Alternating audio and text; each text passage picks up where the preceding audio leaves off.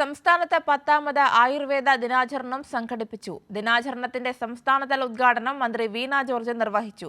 ആയുർവേദ നേത്രരോഗ ചികിത്സയ്ക്ക് എല്ലാ ജില്ലകളിലും സംവിധാനമായെന്നും മന്ത്രി പറഞ്ഞു.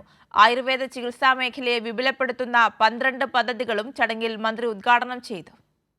ആയുർവേദ മേഖലയുടെ വികസനത്തിനായി വലിയ ഇടപെടലാണ് സംസ്ഥാന സർക്കാർ നടത്തുന്നത്. ആയുർവേദ ഗവേഷണ സംവിധാനത്തിന്റെ പ്രാധാന്യം തിരിച്ചറിഞ്ഞുകൊണ്ടുള്ള പ്രവർത്തനങ്ങളും ആവിഷ്കരിച്ചു. ആയുർവേദ നേത്രരോഗ ചികിത്സയ്ക്ക് എല്ലാ ജില്ലകളിലും സംവിധാനമായെന്നും മന്ത്രി പറഞ്ഞു. ഈ കാലഘട്ടത്തിൽ ആയുർവേദത്തിന്റെ പ്രോത്സാഹനത്തിനും അതോടൊപ്പം തന്നെ ആയുർവേദ സ്ഥാപനങ്ങളുടെ വികസനത്തിനും വേണ്ടി നല്ല പ്രാധാന്യം നൽകിയാണ് സംസ്ഥാന സർക്കാർ മുന്നോട്ട് പോകുന്നത്.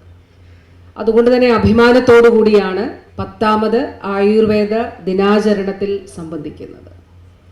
ഏറ്റവും അധികം വികസന പ്രവർത്തനങ്ങൾ, ഇടപെടലുകൾ നടന്നിട്ടുള്ള ഒരു കാലഘട്ടമാണ് ഇത് എന്നുള്ളത്.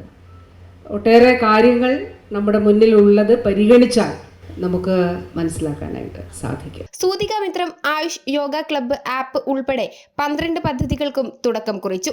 എല്ലാ തദ്ദേശ സ്ഥാപനങ്ങളിലും ആയുഷ് ഡിസ്പെൻസറി എന്ന പ്രഖ്യാപനവും സാധ്യമാക്കിയിട്ടുണ്ട്. സംസ്ഥാനത്തെ ആയുർവേദ മേഖലയ്ക്ക് കരുത്തേകുന്ന അന്താരാഷ്ട്ര ആയുർവേദ ഗവേഷണ കേന്ദ്രത്തിന്റെ ആശുപത്രിയും മാനുസ്ക്രിപ്റ്റ് സെന്ററും ഉൾപ്പെടെയുള്ള ബ്ലോക്കുകളുടെ നിർമ്മാണവും ഡിസംബറോടെ പൂർത്തിയാകും. നാഷണൽ ആയുഷ് ട്രെയിനിംഗ് ഇൻസ്റ്റിറ്റ്യൂട്ടിന്റെ ഉദ്ഘാടനവും ഉടനെ നടക്കും. കൈരളി ന്യൂസ്, തിരുവനന്തപുരം.